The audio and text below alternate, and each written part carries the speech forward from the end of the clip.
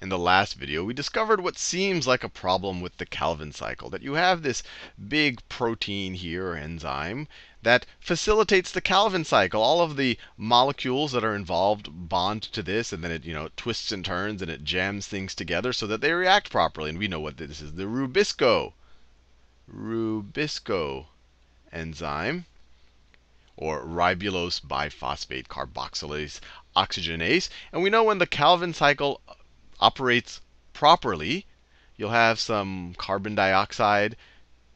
You'll have some carbon dioxide attached on one part of this enzyme, and then you'll have some Rub-P, or maybe you could call it, or the proper word is ribulose 1,5-biphosphate. And they're going to react. And then after they react, if everything with the Calvin cycle is going properly, they're going to react and form. They're going to be jammed together and then split into, for one molecule of that and one molecule of that, you're going to have two molecules of 3-phosphoglycerate. Phosphoglycerate. Now, in the last video, I started with 3 of these and 3 of these, so I ended up with 6 of these. But for every one of these, you end up with 2 of these. This is the proper Calvin cycle. Then these turn into your phosphoglyceraldehydes. These turn into 2 phosphoglyceraldehydes, or P-gals. And then for every 6 of these that are produced, and maybe I should write a 3 here, a 3 here, and then I'll have 6 of these, and then I'll have 6 of these. And for every 6 of these that are produced, 5 go back into the cycle to produce, so 5 P-gals, or glyceraldehyde 3-phosphate, go back into the cycle to produce the ribulose biphosphate. And one of them is kind of our end product of photosynthesis that can be used to produce other carbohydrates. So 1 P-gal. And the whole problem we saw with the Calvin cycle is that Rubisco, it does not only fix carbon dioxide. That instead of carbon dioxide, we might have an oxygen molecule.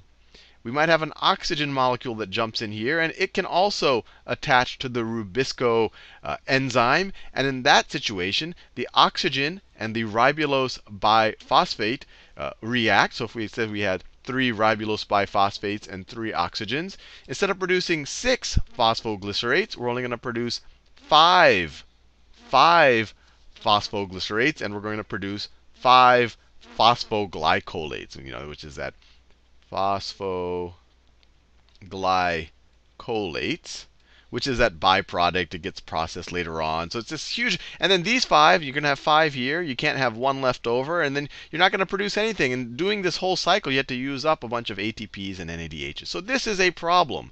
If there's a lot of oxygen present, or even if there's just even a little bit of oxygen present, it's going to make this a little bit less efficient. Because every now and then an oxygen is going to jump in when a carbon dioxide is needed to actually produce an actual carbohydrate in the end. So how do plants solve this problem?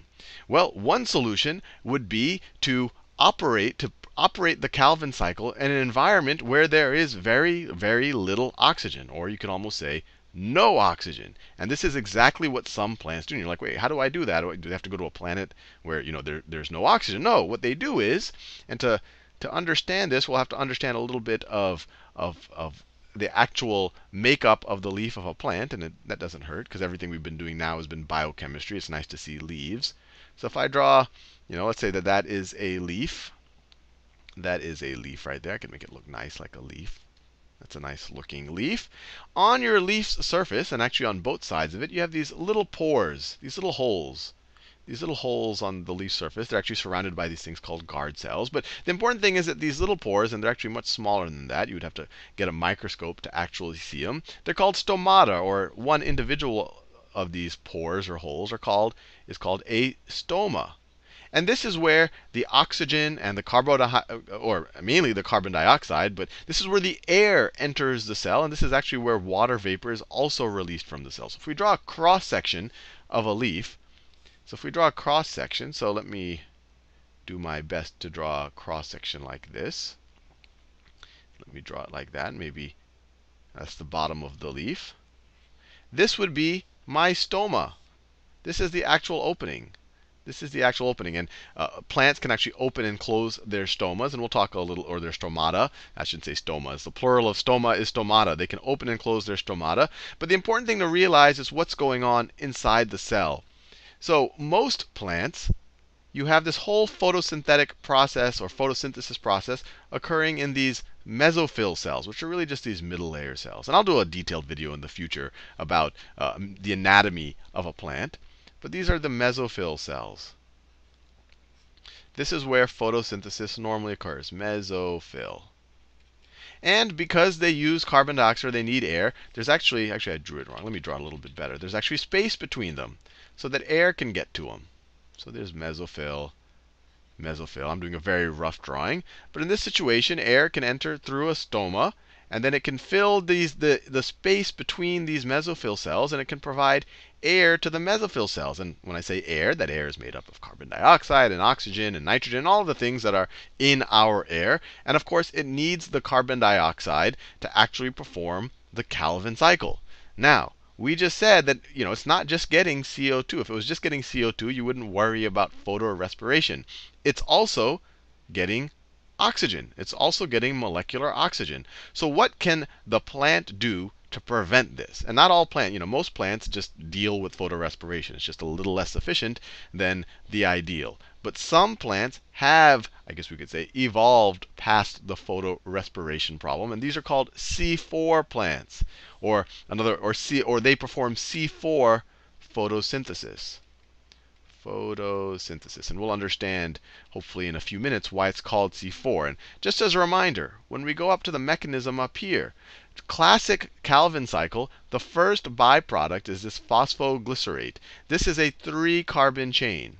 So it's saying that the first time that you fix carbon dioxide, or actually the first time you fix carbon dioxide or oxygen, but let's say the first time you fix carbon dioxide, you end up with a 3-carbon chain molecule. That's why this is called C3 photosynthesis.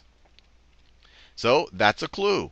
On C4 plants, the very first time that they fix carbon dioxide, they must end up with a 4-carbon molecule. And what they do, and this is the interesting thing, is you have all your mesophyll cells that are out here. They're getting air, they're getting carbon dioxide, they're getting carbon dioxide and they're getting oxygen and whatever else.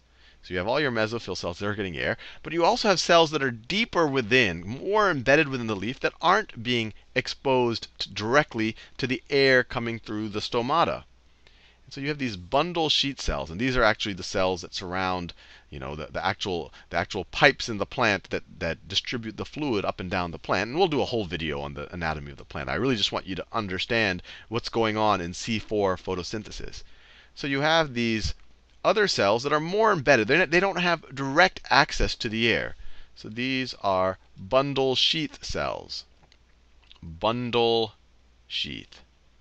And what these plants do is the carbon dioxide comes in. So in the standard Calvin cycle, everything happens in the mesophyll cells, and you have to deal with photorespiration. In your C4 plants, or your plants performing C4 photosynthesis, what happens is that the carbon dioxide comes in. So this is in the mesophyll cell. Let me be neat about it. So in our mesophyll cell, mesophyll, that's that right there, you have CO2 coming in, and it reacts, instead of reacting with RuP or ribulose biphosphate, it reacts with another very hairy sounding compound. We'll just call it PEP, but it's phosphenyl pyruvate. So that's PEP. And you just have to remember, it is a 3-carbon chain. Now let me write down the word, just because sometimes you might want to know, what does PEP stand for? It's phosphenyl pyruvate, or phosphenyl pyruvic acid. Either way, pyruvate. 3-carbon molecule. It's got other stuff hanging off of this, but we just have to remember the carbons. So when these two react, what are you going to end up with? Well, you could guess. You're going to end up, you have 1 carbon, you have 3 carbons. You're going to end up with a 4-carbon molecule. You're going to end up with a 4-carbon molecule. And this reaction right here is facilitated not by Rubisco, ribulose biphosphate carboxylase oxygenase. It's facilitated by a different enzyme. And this is the key. This is the key for C. So this is a different enzyme. This is called Pepcarboxylase. Let me write it down. Pepcarboxylase, and that's a fitting name. Remember, rubisco or ribulose biphosphate carboxylase, it reacted ribulose biphosphate with carbon. Now, or oxygen, that's where that oxygenase comes from. But now we have something that reacts PEP, our phosphenol pyruvate, with carbon dioxide. So it's called Pepcarboxylase. Actually, this is carboxylase, not carboxylate. Carboxylase. It's an enzyme. This is Pepcarboxylase. And what's special about Pepcarboxylase and why it's useful in preventing photorespiration is that it can only fix carbon. It can only fix carbon, not oxygen. So you can imagine this is occurring in the mesophyll cell. You have oxygen and carbon dioxide running around here, but only carbon dioxide can react with the PEP via the Pepcarboxylase. So then they react. They actually produce oxaloacetic acid or oxaloacetate. Let me write that. Oxaloacetate. And you might remember this from the Krebs cycle. This was the thing that was the first reactive species in our Krebs cycle. So all of these molecules, they keep showing up in our chemical pathways, and that's interesting if you find that type of thing interesting.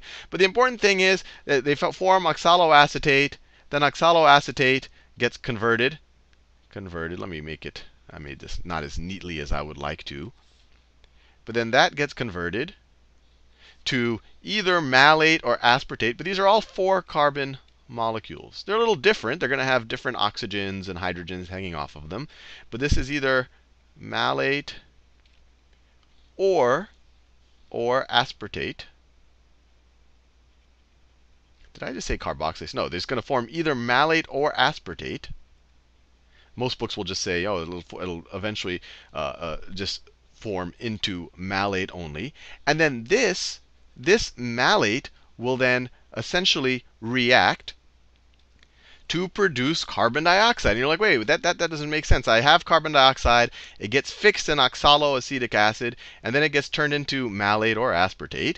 And then later I'm going to turn into carbon dioxide again. What's the whole point? And this is the key. This is the whole crux of the issue. So now this malate is going to be converted back into PEP and carbon dioxide.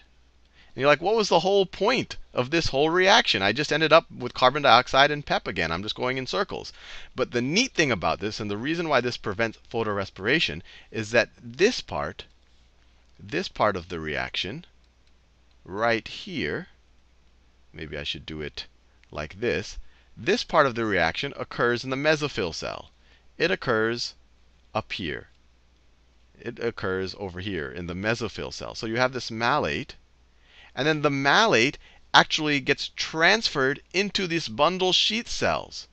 So the malate gets transferred into the bundle sheath cells via little tubes that connect the cells called plasmodesmata. Sounds like the name of a horror movie. So let me draw this. Let me draw this a little bit neater.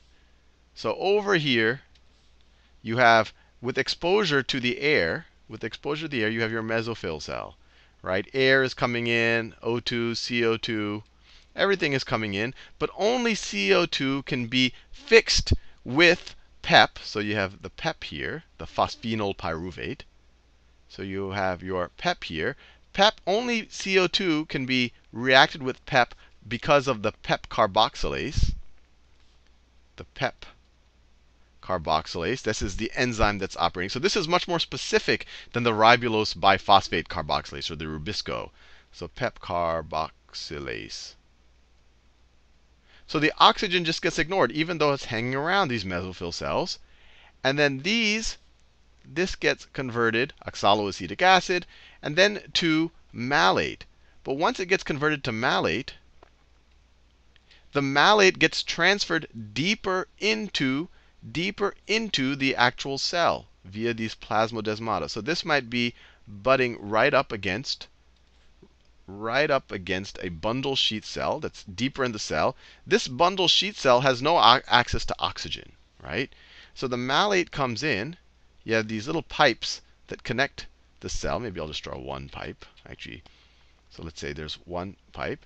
So the malate can come here, and then within this deeper cell, within this bundle sheath cell, it can then react to form carbon dioxide and pyruvate. And then the pyruvate, so let's say and this is the pyruvate. But that pyruvate can then later go back to actually form the PEP again. So this can go back through your plasmodesmata and form the PEP. So the whole value here is now in the bundle sheath cell, I have an environment that only has carbon dioxide. I have no oxygen here. I was able to essentially select for the carbon dioxide outside or closer to the air in the mesophyll cell. And now that I'm deeper within the plant, I'm in an environment that only has CO2 because I've already selected for it. And now I can perform the Calvin cycle. So now, inside this deeper cell, inside this bundle sheath cell, I can fix the carbon dioxide with the ribulose biphosphate using Rubisco, just like we learned in the original Calvin cycle. And we have the whole cycle, and we produce our sugars. We produce our phosphoglyceraldehydes, or our, P-gals, whatever you want to call them. And the whole value of this is that we were able to avoid the photorespiration problem, because now the Calvin cycle is occurring in an environment that only has carbon dioxide. And I think I already mentioned it, but this is called C4 photosynthesis. C4 photosynthesis. And it's an adaptation to essentially make sure that you don't waste cycles of your Calvin cycle by through photorespiration. And of course, it was called C4 because the first time that carbon gets fixed, it doesn't happen in the Calvin cycle. It happens up here with Pepcarboxylase, and it gets fixed with Pep into a 4-carbon chain. And that's why it's called C4 photosynthesis.